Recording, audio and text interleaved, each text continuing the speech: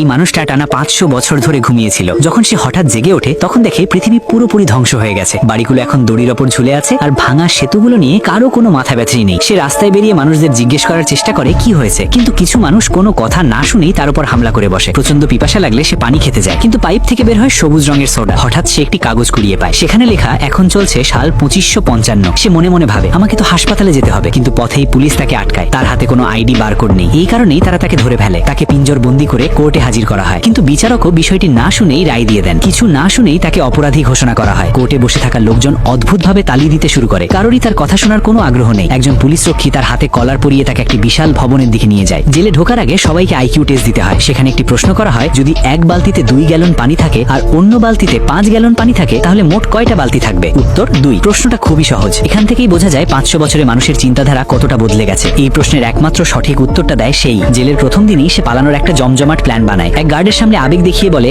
আজ নাকি তার রিলিজ ডেট। গার্ড অবাক হলেও সত্যিই বিশ্বাস করে ফেলে, কিন্তু সে বাইরে পা রাখতেই আবার তাকে ধরে ফেলা হয়। এবার তাকে সরাসরি রাষ্ট্রপতির সামনে হাজির করা হয়। রাষ্ট্রপতি তার বুদ্ধির পরীক্ষা দেখে হতবাক হয়ে যায় আর সঙ্গে সঙ্গেই তাকে বানিয়ে দেয় সেক্রেটারি অফ ইন্টেরিয়র। তার দায়িত্ব দেওয়া হয় কেন ফসলে ফলন হচ্ছে না সেটা খুঁজে বের করা। সে তদন্ত করতে গিয়ে সরাসরি খেতে পৌঁছে যায়। ঠিক তখনই স্প্রিংকলার চালু হয়, কিন্তু পানির বদলে বের হতে থাকে সোডা। তখনই সে বুঝে যায় এই দুনিয়ায় মানুষ মনে করে সোডাই পরিষ্কার আর পানি শুধু টয়লেট ফ্লাশ করার জন্য। এই কারণেই ফসল জন্মায় না। সে এক হাতে সোডা আর এক হাতে পানি নিয়ে অভিনয় করে, বলে সে নাকি গাছের সাথে কথা বলতে পারে। সে সবাইকে জানায় গাছ বলছে তাদের পানি দরকার। এই চালটা কাজ করে যায়। রাষ্ট্রপতি তার কথা মেনে পুরো পানি ব্যবস্থাই বদলানোর নির্দেশ দেয়, কিন্তু 1 মাস পেরিয়ে গেলেও জমি শুকনোই থাকে। এক সকালে সে দেখে তার বাড়ির বাইরে হাজার হাজার মানুষ জড়ো হয়েছে, কারণ সে মাঠে পানি দেওয়ার প্রতিশ্রুতি দিয়েছিল। সোডার বিক্রি হঠাৎ করে কমে যায়, লাখ লাখ মানুষ বেকার হয়ে পড়ে। সবাই এখন তাকেই দোষ দিতে শুরু করে। শাস্তি হিসেবে রাষ্ট্রপতি তাকে পাঠিয়ে যায় একটি অ্যারিনায়। সেখানে হাতে অস্ত্র নিয়ে তাকে 2টো জয়েন্ট কারের সাথে লড়াই করতে হয়। ঠিক তখনই বিশাল স্ক্রিনে ফসল গজানোর ভিডিও চালু হয়ে যায়। পুরো স্টেডিয়াম এক মুহূর্তে স্তব্ধ হয়ে যায়। রাষ্ট্রপতি তার ভুল বুঝতে পারে এবং তাকে ক্ষমা করে দেয়। শুধু তাই নয়, তাকেই নতুন রাষ্ট্রপতি বানিয়ে দেয়।